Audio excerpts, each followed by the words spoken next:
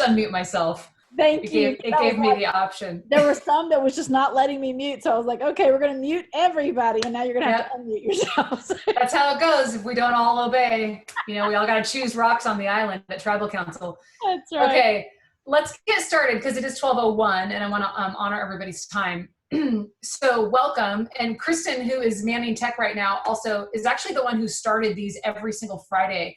And it's really triad to triangle. And if you're joining us from outside of the North Carolina area, welcome. We're glad you're here. And the goal of this, and I'll just introduce what we're doing here, and then myself, and then Kristen will introduce herself, and we'll get right in with the panelists and why we're all here. So the intention of these is to be real estate professionals coming together to collaborate, to have conversation about the market of the moment. It's not about what firm are you with, what firm are you not with, whatever. This is about being professionals, locking arms, as I've been saying for many weeks, 17 weeks now, locking arms together and sharing through collaboration best practices in the market of the moment, because the market of the moment is constantly changing, right? So that's what we're doing here. We have prepared the panelists with some questions. Always feel free to do questions in the chat thread. We're also going to leave a little bit of time at the end to unmute yourself and have some back and forth if we can. So with that said, that's what we're doing here. So I will kick it off. My name is Sam Nealon, and my husband and I are the new owners at KW Cary and Chapel Hill. And I've been in real estate. I swore I would never go into the business because I grew up in it. And I've been licensed and operating for about 17 years now in the business, production team in LA, et cetera. And now I'm also the team leader, like I said, here in Cary. That's a little bit about me. Kristen, how about you?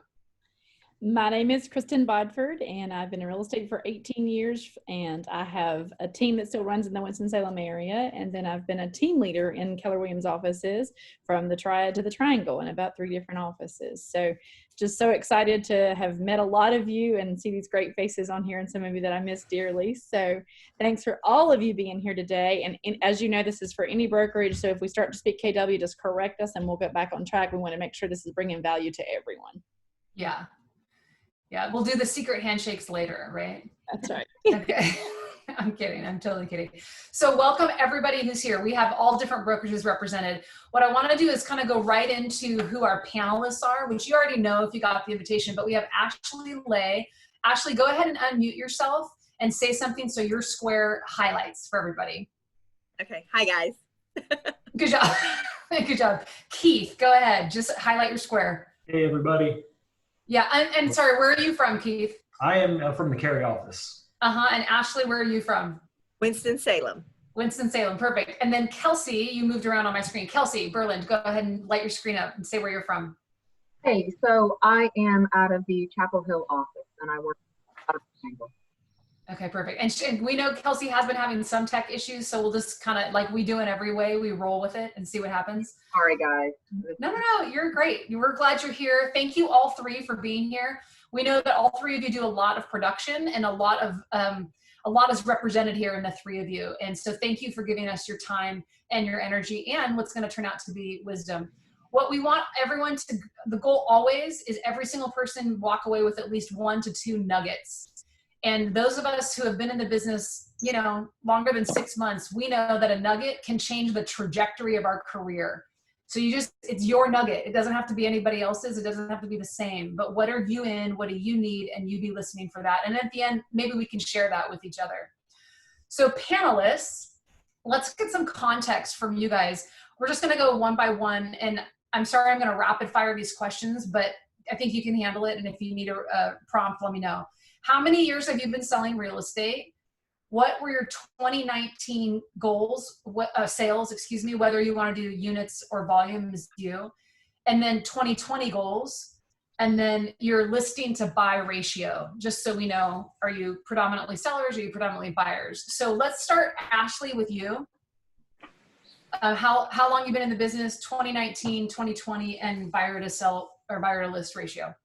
Okay, great. Been in the business 16 years, came out of a career of PR and marketing for 17 years before that, so that helped. 170 units in 2019, almost 31 million in volume. 2020 goals are 300 units, 50 million in volume. by June 30th, we've done 90 units, so we're behind. But our July is more than double on the books for what we had last year. So that's fantastic. It's coming back. Wow. Last question, 55% listings, sometimes 60%. But right now we're at about 55% listings, 45% buyers. Good job. Super good job. Thank you, Ashley. Let's go, Keith. Hey, everybody. I've been in the business for 5 years. July 1st actually was my 5-year anniversary. I did Happy anniversary. 31. Thank you. I made it. I'm still in business. 31 units last year, right over $8 million in production. Had goals of this year of 40 units and 10 million. I'm right halfway there, so I'm actually on track to hit that. Good job. Didn't have to change my goals because of COVID, thank goodness. Last year, I was actually really buyer heavy. I had 25 buyers last year of my 31 transactions, so it was about 75% buyers. This year, I'm right at 50-50. Needed to shift my business a little more listing heavy just because if anybody's worked with buyers, 25 buyers in 1 year is an awful lot of driving and an awful lot of showing. So wanted to do a little shift in my business with that. Also brought on a transaction coordinator to help me achieve my goals in this year. So that's helped out tremendously. You also brought on another key member of your team to help you, and that was a coach, right? Yeah, correct. Started MAPS coaching when they did the deal, when Gary Killer offered the deal of the half price, or however it worked out, half price for 2 months. And, it has really, I always was kind of apprehensive about a coach because I don't need somebody to tell me that I need to call people, but having somebody to talk to every week, if you don't have that, it's tremendous because you want to talk about business, and then the accountability has been awesome. So. The accountability is priceless. Yeah. Good job. Super good job. And I love that you've converted your ratio. Great job. Really great job. Okay, Kelsey, go. Same questions. Go ahead. Sure. So I represent probably a very different kind of agent. I've been in just coming a little bit on 13 years. My focus is actually on, I want to do developments, but then I focus a lot on other building skills. So my 2019 was a little over 6 million with just 13 units sold. But what I wanted to do, and it's what I'm developing this year, is I want to start my first developments, age in place, also low income, and basically at-risk buyer developments, because we're missing those, including tiny house developments and small home development.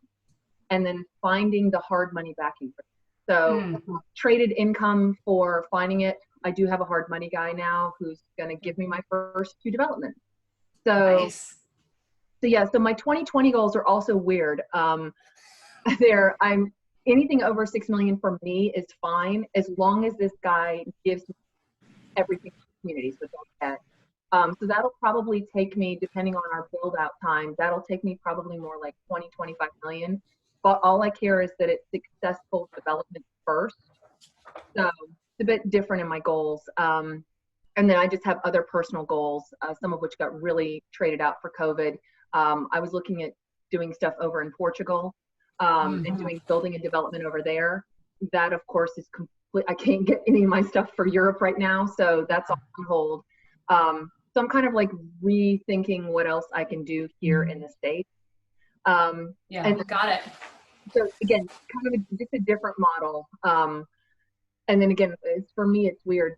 The income is not my goal. Mine is changing how housing is available to people. And what I found in 13 years is apparently they are not building it, so they are not coming. So I will build it, and they will come. Love that. Okay, well, thank you, Kelsey. That's really great. There's a lot of layers going on there. That's super awesome. So as you guys can see, we have a really wonderfully diverse panel, right?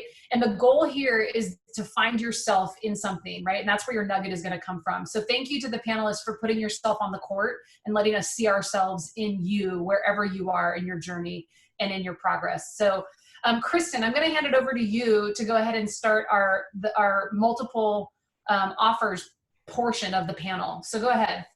Absolutely. And I want to make sure, because obviously, an hour gets gone really quickly. So I want to make sure we just kind of dive in. And Sam, if it's okay, I'm probably going to skip around the questions just a little bit because I really want to jump right into it. Yep. And so I'm going to start kind of on the buyer side. Like, what are 3 things that you say or do to your buyer to prepare them for multiple offers? Let's start there. And why don't you start with it, Keith? Well, first, I try to educate them, and one of the most frustrating things is, we're supposed to be the expert, and the question is, the first question is how much over asking price? Well, trying to explain to a buyer that each individual transaction is unique. And one time it could be $10,000 over asking price at a win, and then the next time it could be $1,000 over asking price at a win. So, just kind of letting them know, first off, there's no standard over asking price amount that's going to win an offer. Everyone's, different. Also, you want to make sure that you're finding out, asking lots of questions, how long they plan to stay at the property, how much extra money do they have? Let them know that they are going to have to bring that as a difference to the closing table to, complete the transaction. So, just trying to play out different scenarios. And unfortunately, the one thing you have to do, and a lot of people will attest to this that's worked with buyers, is you have to let them lose out on a couple offers, because regardless of what we say and try to invoke a competitive offer out of them, the first couple offers are going to be, on the lower side in my experience, just because they don't know. And then once they start to lose out and see the pattern of, hey, we keep losing when we're asking for certain things, that's when they start to kind of become more competitive and start to change some stuff. So. Awesome. Thanks for sharing that, Keith. Okay, Miss Ashley, take it away. So you guys, I run a team, and I have 5 buyer's agents, and my husband runs the buyer's agent side of things. We start, I'm going to start you guys out with the 40,000 foot view that I always tell my agents. The most important thing is that you're doing a thorough buyer consultation and setting all expectations with your buyers. You need to ask up front if all parties that are going to have anything to do, any decision makers in this transaction, be at that meeting. If they're a young couple and their parents are going to play a part, their parents need to be there. The worst thing that can happen is that all of a sudden, you've coached these buyers, they're going to have to go 5 to 7% over for their $170,000 house, and the parents completely flip out. This week, I had a referral that I sent to Raleigh, and great referral agent that I've used for years, a partner, but the parents, I sold the parents the house. This was her children that are my kids' ages now, buying a house in Raleigh. And they're freaking out because of what percentage they're paying over, and how they're not getting to any repairs agreed to. And they even asked them to change their financing to a different lender. And at back to your question, at our buyer consultation, we let them know that what the market looks like. We let them know that they can expect, and on that, our average price point is $187,000. So anything in that price point, they're going to pay 5 to 7% over. They potentially, if they want to win with our very first offer, we're going to say we're not going to ask for any repairs except things that are structurally related. And you can tell them that, hey, I know I've told you the best lenders in town, but this listing agent may have a favorite. If we say we're willing to discuss working with the best lender in town, if you have a problem with our lender, we'll do that. There's so many different things that you can negotiate. You can make sure they understand a clean offer. They're not come and not be asking for anything, not be asking for the extra money, extra closing costs, etc. Don't ask for the dining room table. You have to make all of that clear up front and make sure all the decision makers know it, because there are landmines along the way for all the other parties that might be involved in this process if you don't set those expectations up front. Love it. Thanks for sharing that. All right, Kelsey, I know we chatted briefly, so you want to share your view on that? Sure. So when I work with buyers, and I'm known for this, I'm a super nerd. I'm very introverted, and it's just me. I don't have the rest of the team. And so I tell them that we have to be effective together. And the way we do that is, and I should also say I'm an ex-therapist, so that really helps in this market too, because there is a lot of buying. We do dummy stuff ahead of time. So they go through my lender. That's a requirement to work with me. I get them pre-approved where all we're needing is an address. We've actually kind of gotten them part of the way through underwriting. And then we also work out full-on Excel spreadsheets of all the costs. And because I do so much construction and design, I basically tell them, you need to accept that there will be 0 repair. So I take them to see dummy houses, which are often contingent houses that friendly agents that I know have under contract that are vacant. We go practice on those houses, and I show them things like, here's this thing I know you don't like. You need to accept this, or we need to figure out if you need to be a buyer. Here's what my guys would take to fix this. This is whether or not it's a big deal. When we go see houses, this is what I look at, and then this is what I want you looking at. And of course, I'm always looking at construction and repairs. And then we put it, I mean, I keep heavy duty spreadsheets on all my buyers with my lender. And then we build out worst case scenario numbers. They get all their money. It's kind of intense, but I also tell them, I need to see your money ahead of time. And that's all of it. I need to see that you can fully transact, so that by the time we jump in what I call the go period, so we have like practice period where I've made them write offers. I've put them in scenarios where they actually write stuff up and we talk about what it is, and I give them deadlines, which are horrible. So it's a lot of play acting. But by the time we're ready to go, I hate to say this, but I've beaten up on them so much they're ready. And so by the time they do it, you know, they're ready. And a lot of times it's not as bad as what I have done to them. And so, and I tell them that ahead of time. I'm like, look, you know, you'd rather have me beat you up and I'm on your team than you experience this with the other team. So by the time we're ready, I mean, we still go for it. We still ask for repairs. We still do stuff, but they are already ready for absolute worst case scenario. And I find that, again, exactly what Ashley said, and also Keith, expectation setting up front. And then the other piece of that is, so I'm referral only because it's just me. So I interview heavily. I don't do social media. I don't do anything else. People only come through someone else. I'm usually not competing with another agent. And what I tell them is, when you interview with me, I am interviewing you. You may choose not to work with me, but I am in fact interviewing you. And if they don't have reasonable expectations, and they don't have to have it immediately, and I tell them, I'm like, you are going to leave this meeting being very upset. I will not tell you things you like, and I hate HTV, GTV, so it's just going to be difficult. But if they can't get on board with that, I just refer them to another agent. Granted, I warn that agent, by the way.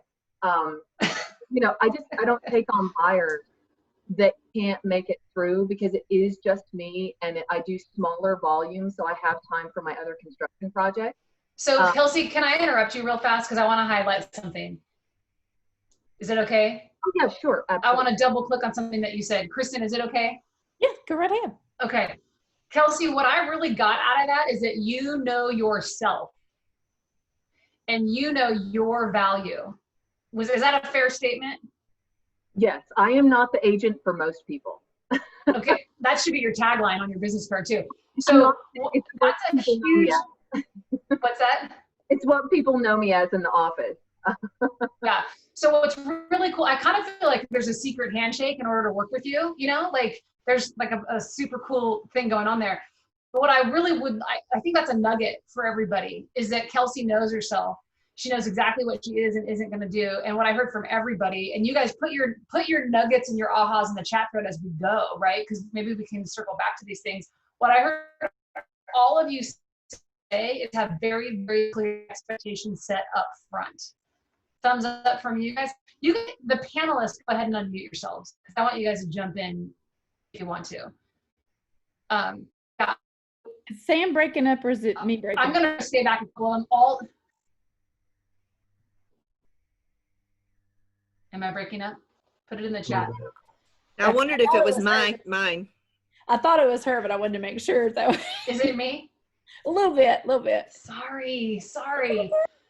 Well, I don't know what you last heard. Sam, what I will say that all three of you did is, and I wanted to play the Rocky theme song for you, because all three of you are getting them prepared. Boom, boom, boom. It's training to get them ready for that. So another thing I wanted to say real quick to piggyback off what Kelsey said as far as like the dummy houses and the dummy showings. Another thing I will do is, if we see a house that has a lot of, you know, negatives or something like that, and I still know it's in an area that's going to get multiple offers, I will remind my buyers after the fact, hey, remember that house that needed new carpet and had the ugly paint on the walls and needed all that work? Well, guess what? It went under contract with multiple offers in one day. Just to kind of remind them that, you know, kind of setting expectations that they're not going to be able to say, hey, I don't like this carpet. You know, things like that you can change after the fact. Buyers are going to have to accept in this market. So kind of going back and saying, hey, remember that house is something I like to utilize too, just so they know that even the undesirable, quote unquote, undesirable properties are moving quick.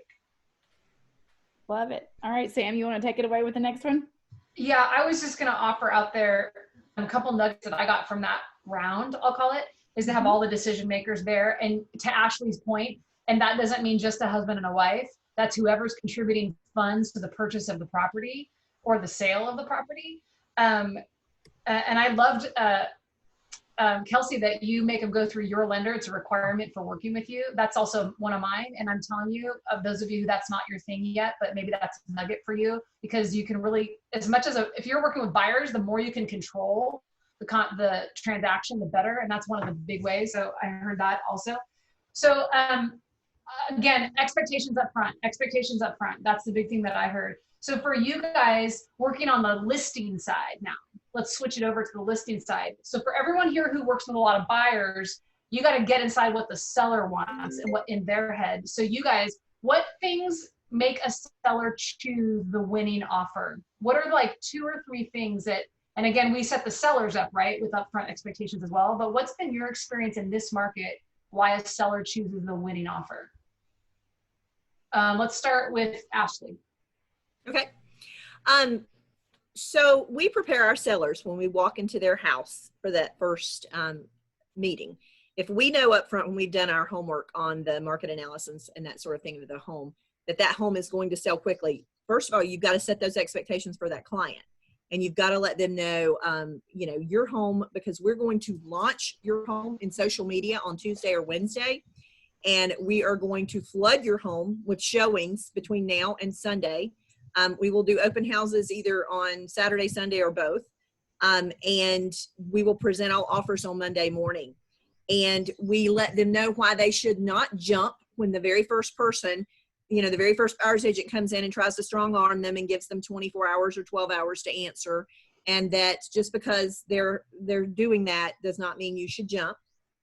And that please allow us time up front, that we're doing our fiduciary duty to you, Mr. Seller, to get you the, and I am going to say it to him, the highest and best offer. And then I do explain that sometimes the best offer may not be the highest. And that we are going to have this spreadsheet that we're going to go through, and we're going to examine who their lender is, or if it's, you know, our goal is to get you cash. And that we are going to negotiate out appraisal. We are going to negotiate out, you know, if it's a cash deal, we're going to negotiate out repairs. We're going to negotiate that they use our lender, and all these things. And that's why we want this stack of offers, Mr. Seller, so that we can go through them and I can get you the very best deal. And then on that day, to your question, you know, it all depends on, did that agent call us up front? Because you know what, I'm probably going to give, you know, I'm actually not in production anymore, but my 3 listing agents, they're probably going to give partiality to that agent that took the time to call and say, what does your seller want? And get all of that information and write it. Is it important to that seller to get out quickly? Is it important to that seller to not have to take the great big wood play set out of the backyard? Is it important to that seller that they get to stay through the end of school?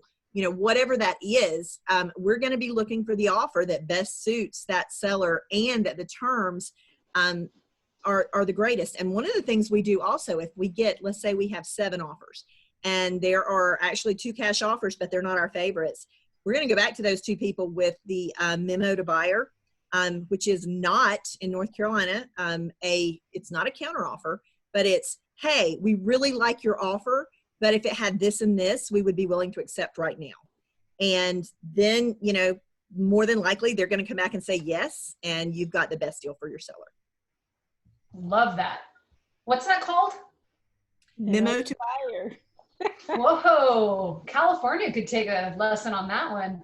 Memo to buyer. Okay, so I heard some amazing things in that. Keith, how would you say, why will a seller choose an offer in multiple scenarios? I just want to record what Ashley said and replay it, because everything from her game plan of putting a house on the market to everything, that's exactly what I do.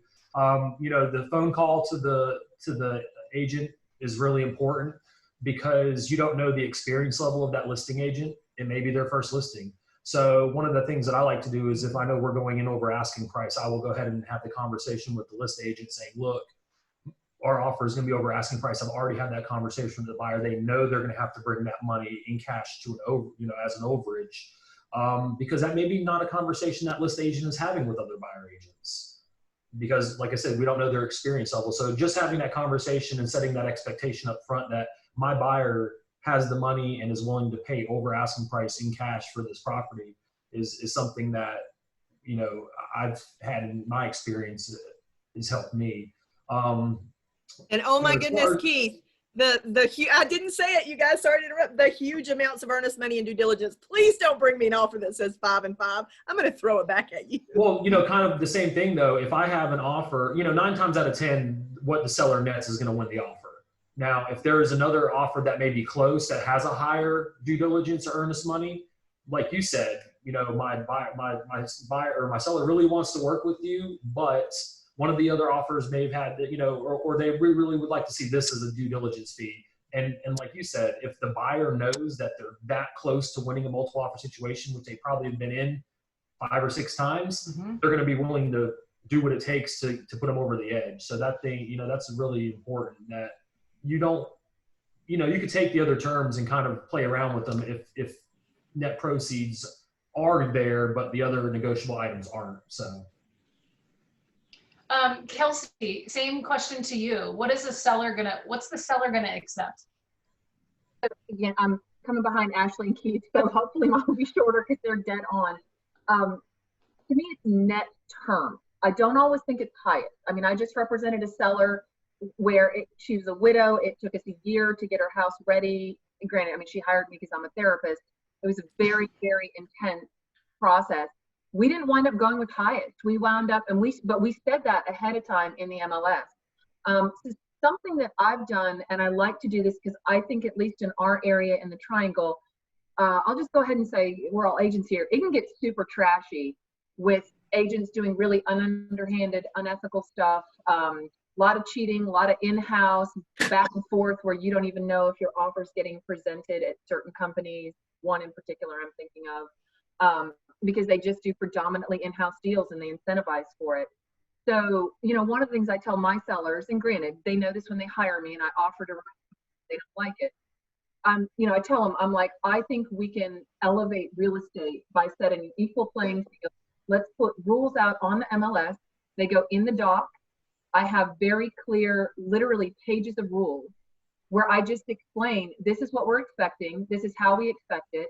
I put a memo to buyer up front that tells all the features that my sellers would prefer. It's up to them if they want to put it in their offer, but everything from closing date, whether they want to leave a playpen or not, whether they want to clean up or not, all those things, we put it out there right up front. And then I love to list on a Wednesday, Thursday with a coming soon, start showings on a Friday. And then I like a 6-day full bid period. I tell every buyer's agent that I will be calling their lender directly and asking probably very uncomfortable questions, and I will call them, and they better answer, and they better have good answers. And then I put everything in an Excel spreadsheet for my sellers, and I rank the agents, I rank the lenders, I rank to see if they could follow directions, because if you cannot follow my directions, There you go. probably not going to make it through. And then I'm known for financial, so I have extensive net sheets that I give my sellers, and then I put everything in big, like, color-coded displays, and I rank them all for my seller based on how we're going to get to closing. And it's not often the highest at the top, it's who I think, what team is going to get to closing. So in reverse, when I'm the buyer's agent, I actually present a buyer's agent basically memo to seller and agent, where I provide testimonials from other agents that have worked with me. I provide information about myself, my lender. I almost always have all of my inspections pre-set up with my own contractors, so we can literally hit inspections the next day. And so I present all of that. And sometimes, you know, we're not the highest a lot. And I say, highest doesn't matter if you don't get to closing. I get to closing.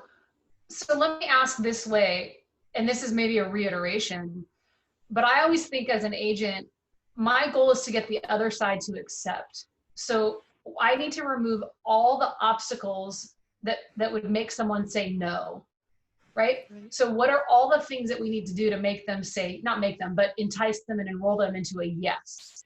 And what I'm hearing you say, Kelsey, and actually all three of you, and Kelsey, I know someone's going to say in the chat, can we get a copy of fill in the blank, anything that you just said?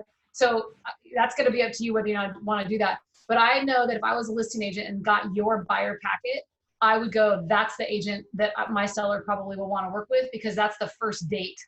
And that first date is looking like that's going to be a real good relationship, right? Yeah.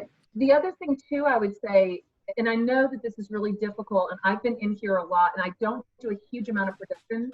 I do a decent amount of training, and I'm also a really cooperative agent.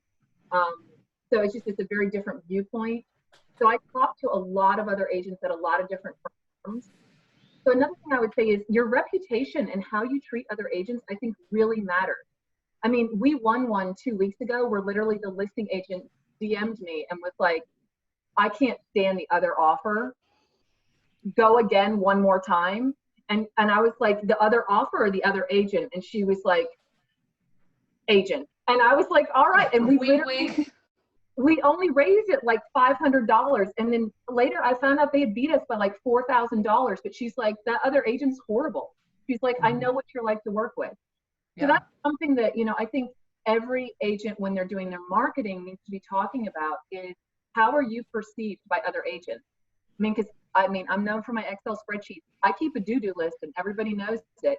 Every time I have a transaction, I write what the agent was like, I write what the inspectors were like, and I keep it. And people know, I mean, people can call and ask me like, am I on this list? And I'm like, yes, if you want to talk about getting off of it, let's talk about your behavior. And back to that secret handshake situation. Man, Kelsey, your C is so high.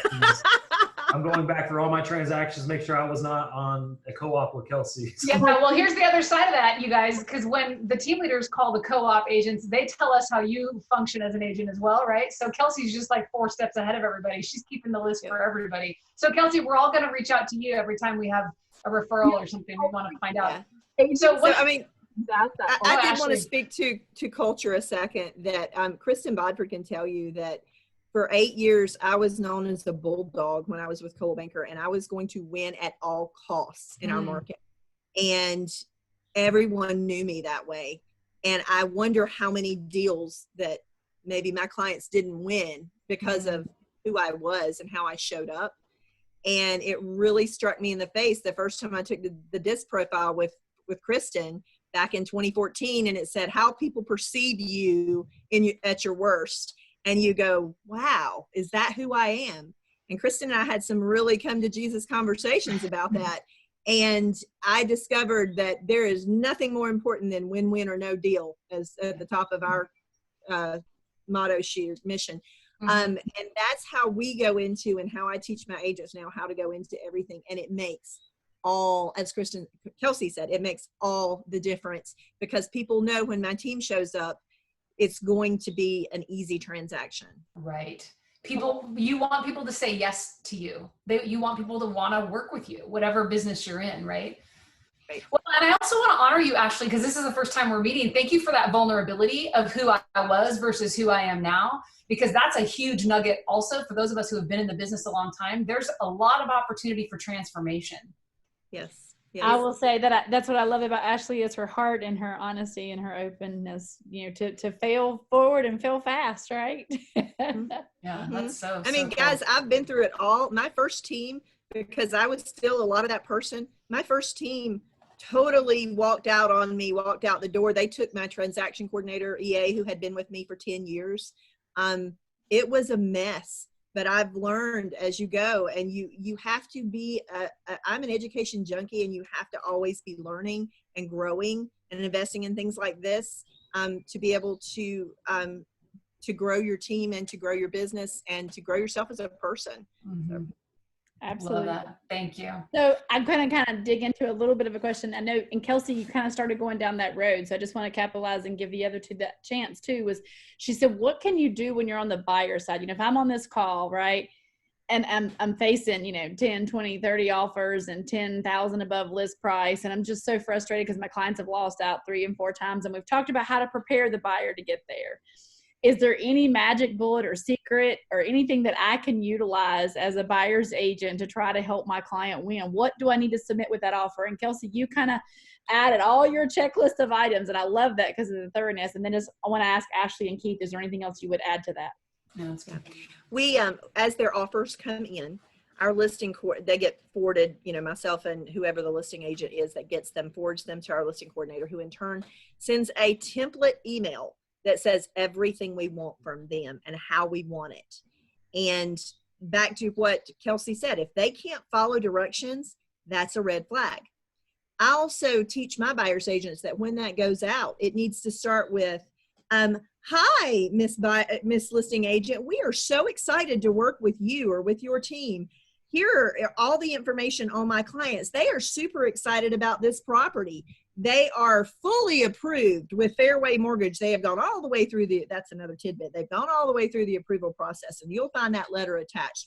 Also find attached X, Y, A, B, C, D, E, F, and they're all separate so that when they go to load them up into their dot loop or their DocuSign, it's all there piece by piece.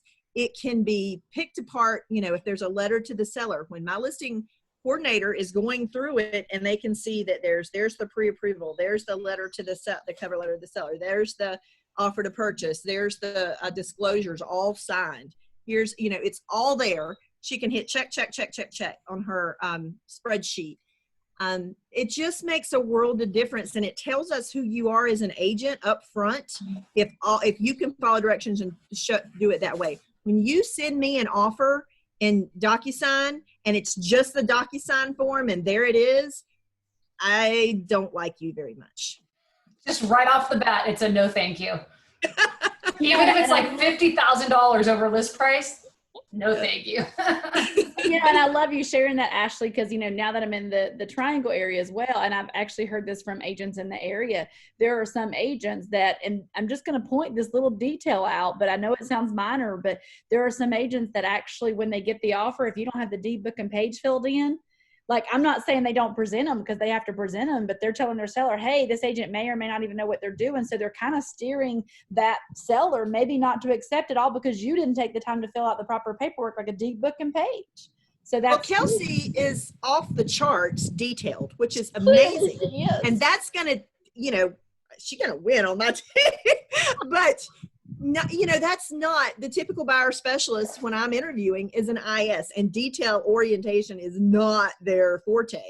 But you got to up your game to win in this market, and you've got to show that you're the professional. That's right. You totally do. No. Well, I also want to throw it in there, and this is to be respectful to everybody. That's our job. It's not like even about going above and beyond. It's about literally do your job, which is represent your client and take your fiduciary responsibility seriously, because it's actually the job. Yeah. So if you don't want to get paid, don't do your job. Right. Couple things to add real quick. Yeah. A lender phone call. So you have whoever they're pre-approved through, if you use somebody you like, have them reach out to the selling agent and kind of talk them up. The other thing I like to do is I have a really good relationship with my home inspector. So if I know we're going into a multiple offer situation, I'll go ahead and tell them to mark, what do you have on your calendar? Go ahead and just put me in a spot, and I'll go ahead and let the agent know, hey, by the way, when we're accepted, we already have a spot on the calendar next week for inspections. We're ready to go. Just let that agent know that you're on top of things, and we're not going to be dragging our feet during due diligence. That's a really good hack, that one. Absolutely. All right, Sam, you want to go with the next question? Oh, Kelsey, I'm sorry. Go ahead. One more thing. So the other thing you have to remember too is the buyer's agent is the quality of the listing agent. And not everybody is going to be an Ashley or a Keith or someone who's great. You could have a turd of an agent on the other side that is just bad. So part of the letter that I write, I actually write my letter as the buyer's agent to the seller, and I ask that the agent present it. And in that letter, it tells the seller that they need to include the quality of the buyer team, not just the net terms. And I give them examples of what can make a contract go, fall through, because you don't know if the list agent is qualified or experienced or capable enough to have explained that. They may just be saying, look at whatever the net offer is. So that's another way to try to get in front of the seller, is with that letter. And honestly, Kelsey, that's genius. And I think what everyone should do, you will probably end up, if the listing agent isn't as strong as we would hope, you will probably end up getting the future deal with that seller. because you will have begun the education process with the seller despite an agent who maybe isn't the strongest that has represented them in that specific transaction. And that's happened to me before as well. Presenting something that you just said, like writing it to the owner as the agent and saying, hey, this is, and I want you to present all of this and whatever. A lot of them are like, our agent never told us any of this. So yeah, awesome. So here's my next question. It's actually kind of a perfect transition for letters and videos. So again, some of you already know this, but I come from a different state, and that state is incredibly litigious, incredibly litigious. So Kelsey, you are the perfect agent because you're going to win every lawsuit because you have everything documented down to the T, right? So I resonate with that. That's my dream right there. That's my love language. So talking about when a buyer thinks, oh, I'll send a video or I'll send a letter to the seller and tell them how much I love their house or their whatever. I want 2 questions. This is a 2-parter for you guys. What do you think is acceptable? What do you want to see as the listing agent? And what does your seller really mostly more want to see from the buyer? And what about fair housing law? Let's just talk about those 2, however you want to talk about that. Let's start with Keith, and then we'll go to Ashley and then Kelsey. Yeah, so as a list agent, of course, I'm trying to avoid anything that mentions any of the protected classes, whether it mentions family, any of the stuff. So what I do as a buyer's agent, when I know my client brings up writing a letter, or I know it, may help out in a multiple offer situation, is we just try to find common ground. Whether it's a feature inside the house that, maybe a selling feature that the seller uses. The example I have is I had a buyer that won a multiple offer situation, had a nice detached garage. You knew that the guy that owned the house was a mechanic. So I had the buyer write a letter about the rebuild on the motor he was doing and how he couldn't wait to get his car inside that garage to rebuild on the motor. And that actually helped him win that multiple offer situation. Anytime I'm working with a teacher, a nurse, first responder, any type of occupation that I'm hoping and praying that somebody in that seller's family is a teacher or a nurse or a first responder, just to make that common ground. College affiliations, if, we see a college that maybe the buyer went to, hey, I can't wait to cheer on so-and-so this year in football. Well, hopefully this year, of course, but, stuff like that. They have a nice grilling patio. Hey, I can see myself out here cooking burgers. You try to find some type of common ground to, make that connection with the seller. If one other thing, if for whatever reason you're working with a veteran that's not using a VA loan, and that the sellers are veterans, mention it. So anything that you can skirt around the protected classes but still find common ground with that seller. My best multiple offer situation I've ever had, the selling agent actually told me that it was because of the letter. It was actually my cousin.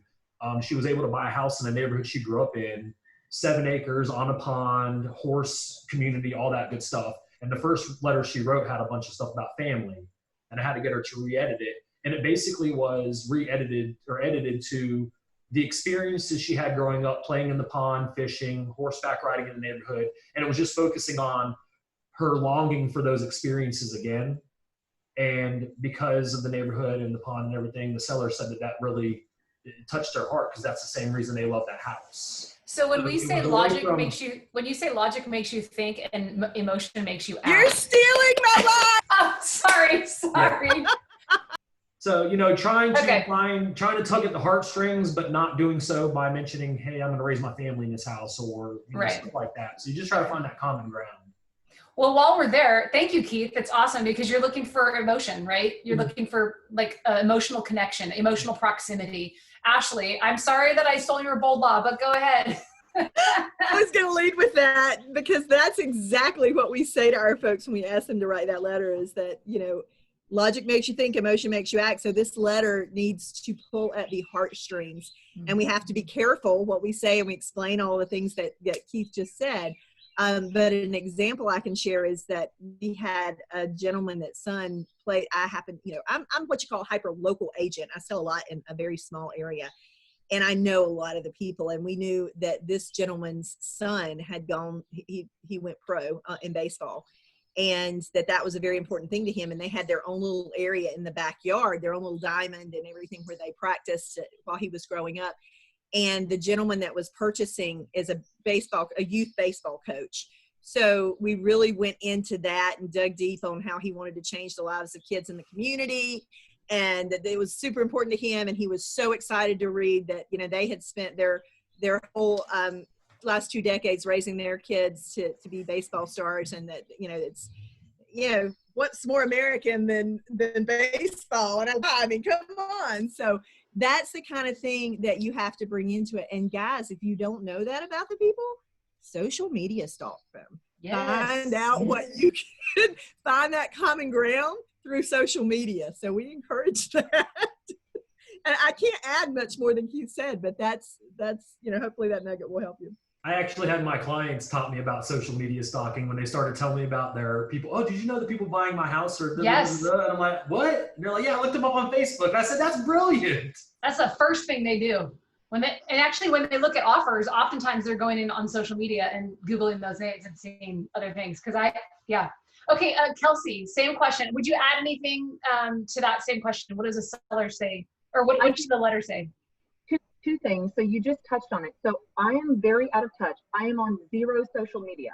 I'm very impersonal. I'm just really exclusive. I'm super introverted. It's part of what it is. I make all my clients, and I have no idea how to do this, but I make them go in 3 months prior to buying and clean up all their social media. I redirect them to alter it if they've got anything going on or anything weird, and clean it all up, because I'm like, we are presenting best foot forward, and everybody stalks everybody. It's why I'm not on it. It's a weirdo world. So I go through, I make them show it to me, and I'm like, get rid of any of this. Don't talk about stuff that's going to hurt us. And then the thing I would say that's a little bit different, I totally agree with Ashley and Keith, but I tell my clients up front, we're here to do business. We're going to write a love letter, but I will in fact be editing your love letter, and I will be adding to it if I do not feel that it meets the criteria of what we're up against. And especially if I know who we're going up against, what other agents, or what I can find out about the other people, you know, and I don't like alter it so that we're telling lies or things, but I'm like, yes, you can tell stories about how much you're going to love the house. Certainly no pictures. I don't allow video or anything, because I think that 100% crosses into you are correct, opening up lawsuits for fair housing. So I just don't do that. I encourage them using formats to write about how they're going to behave by using kind of like parables to demonstrate to the seller how they're going to act and what it would be like for them to go through the transaction and what they can expect. And again, so I looked at it very tactically. And then I also usually encourage them, if they want to write a love letter, I have them give that to the seller at closing. And the other thing is I also tell the listing agent that separately, because it's a tie down to let the agent know that I'm going to be the one that they choose anyway. So they're going to see that letter at closing. Okay. I think it's Kelsey for president. Is that what I'm hearing? That's everyone's big takeaway. Kelsey for president. I just want Kelsey to be my next real estate agent. Seriously.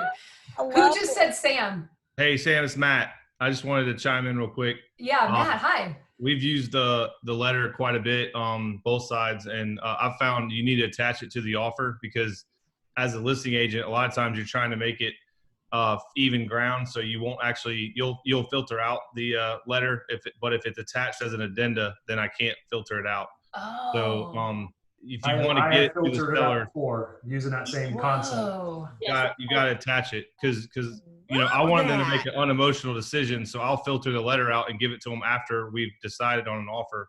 But if it's attached to the offer, then they have to present it with the offer. So. I just want everybody to know Matt Perry is the ultimate great white shark, because you didn't know he was here, and then he just threw in. I had chills from that last nugget, Matt.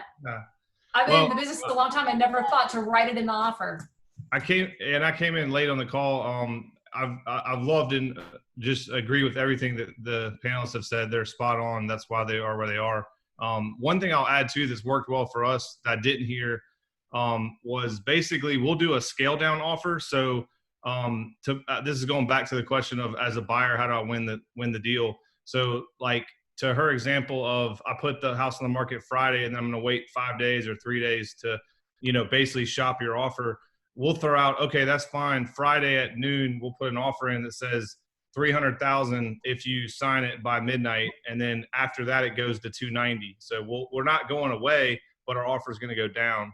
I've won several. Last year we had 45 multiple offers. We won 37 of them, and that was basically using everything on this call. So what form to do that, Matt? What's that? What form would you use to do that? You'd have to get the attorney to write it because it's technically writing a contract. But gotcha. I mean, if it's the takeaway close, basically, Great.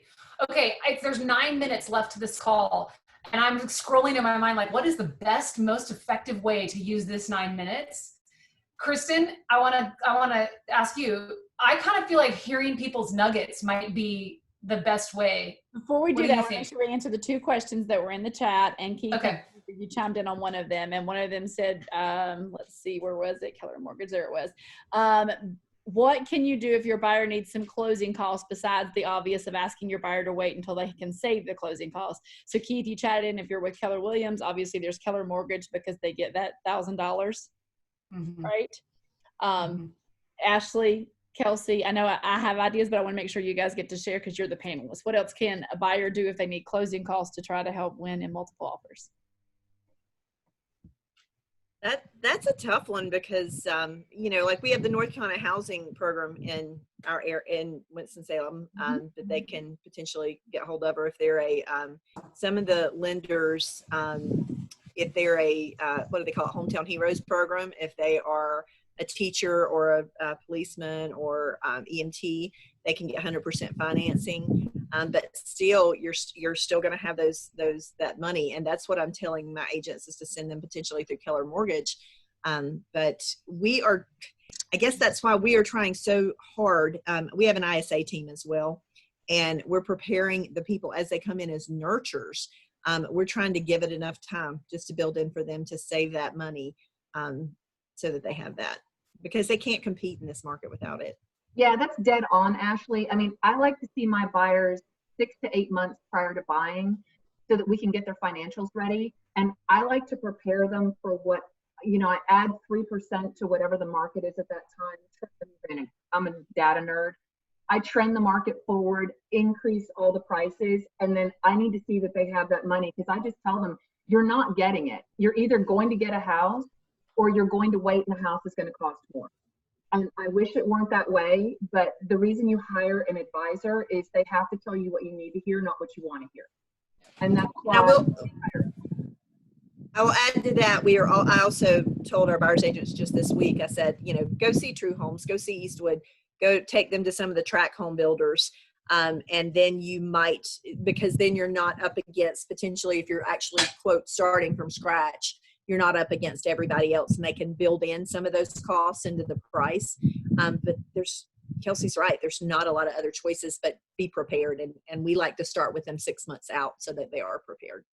Yeah, I was going to say, new construction definitely is an option in our market that people are starting to utilize just because there's no resale. The resale inventory is just so tight. So, having worked with a lot of first-time home buyers myself when I was in real estate, one of the things that I learned with this, and again, Ashley, our sale price was a lot lower than in the triangle, but I learned I could go back to my lender when it became important, and I could get my lender to bump their rate just a little bit. So as long as they could afford it and made their payment a little higher, again, and I think, Kelsey, you and I talked about this on the call, but keep them below where their max is, because then you can bump the rate and roll their closing costs in with their lender. So now you can be more competitive with your offer, but still keep it clean with closing costs. That was my little secret nugget that I used to keep in my back pocket as a last resort.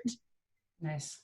So, and then I know we're going to come into ahas, but before we do, the last question, there was a newer agent on here that said, could you run through that list again? Kelsey, I know you were so detailed, and Keith and Ashley too, with what you shared, but what is it you like to see either when you're presenting an offer or receiving an offer? What's those list of items? So for me, on my list, you mean as the listing agent, or what do I present as a buyer's agent? I mean, sounds like both.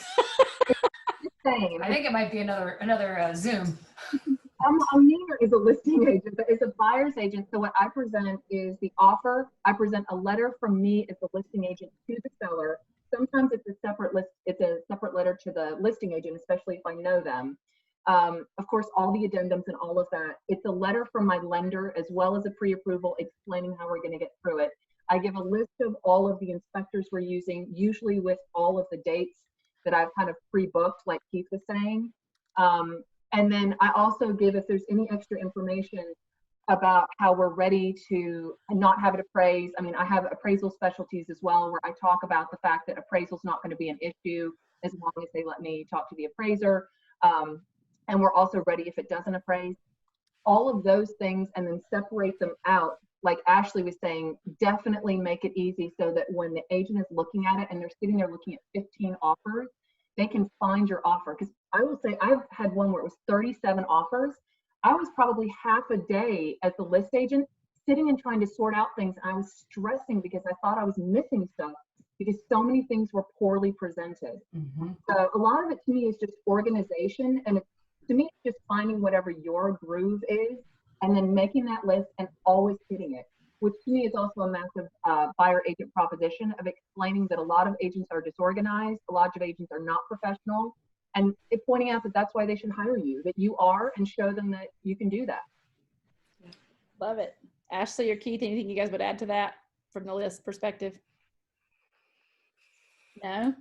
All right. What do we think, Sam? Ahas now, nuggets? Yeah, this is what I would like. You can either unmute yourself or put it in the chat or both, but I want it to be rapid fire because was this not super valuable? I'm going to answer for all of us. Absolutely. Yes. You guys, thank you. Ashley, Keith, Kelsey, thank you so much. I got so much out of this. So unmute yourself. What do you have? And we'll look in the chat thread too. Oh, and Matt, I'm going to throw in there too, because you shared great info too. Oh yeah. Thanks, Matt. Harry. Thank you, Matt. Thank you. Okay. Stuff's coming in. Yes. Thank you. It was valuable, wealth of knowledge. What are some specific nuggets? I just want to say real quick, guys, if you're in multiple offers, don't get discouraged. Don't let, because I know it's stressful. Your buyers are going to feed off your energy and your emotion. Remember that every single offer, every single transaction is different. I've had $500 win over asking price, and I've had $20,000 win over asking price. You just have to convince your buyers to put their best foot forward. And one last little nugget, as far as their long-term plans with the house, a lot of people, they balk at, spending over asking price because, I don't want to spend too much. But if you're planning on staying in the house, if this is your forever home, you're gonna grow your worth, your value of the home is gonna grow into what you're paying for it. So that's helped me, encourage my buyers to put their best foot forward as their long-term plans with the home. So yeah. Okay, I'm gonna read a couple of these. Oh, go ahead, Ashley.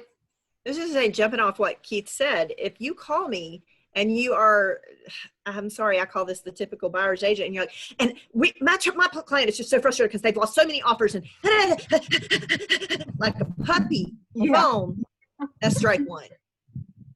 Keep the emotion out of it. This has been one of my favorite panels because you guys are hardcore and I love it. Like, get to business, be a professional. All right, I'm going to read some of these really fast. Pre-book your inspections, find common ground, scale down your offer, write a memo to the buyer. I mean, these are literally can change the course of the transaction and your career. Some of these, right? Oh my gosh, mind blow. Be professional, obviously. Take back offer. Separate the PDFs instead of combining them. And then one big one that we got here, Kelsey, you're the winner with tell your buyers to clean up their social media. Really good. And it keeps going, but we have 1 minute. And there's one here that I really want to read. Unless, Kristen, you have someone you want to throw out there. Nope, you guys are awesome. Extremely valuable. Obviously, was a lot of the comments that they had to do. I just appreciate, there's so many great nuggets that all of you shared. If anybody wants to share your video, I do want to take a picture before we all get off of here. Certainly we'll see this. So unshare your video. Keep chatting in. Smile pretty on the count of 3. We are going to take a great picture. 1, 2, and 3. Woo! Yeah. Thank you guys so much. Thanks for spending a Friday afternoon with us and pouring into us. Just for all of you that are listening, next Friday, there's a regional thing going on, so we will not have a Zoom call at 12 o'clock next Friday, but the following Friday, we will be back on with a Zoom call at noon. So look forward to seeing all of you then, and we will put out our panelists. Sam, go ahead. We are having people saying, was this recorded? Was this recorded? Yes. And the answer is yes. So somehow that'll get to you. Yes, if you want to reach out to whoever your market center is, or me or Sam, we will get your recording. It downloads after we hang up, and I will get it out to anybody that wants it. I'd love it, Kristen. I'd love to share it with our market center. I'll send it your way, Ashley. Thank you so much for being on. You guys are awesome. Have a great week.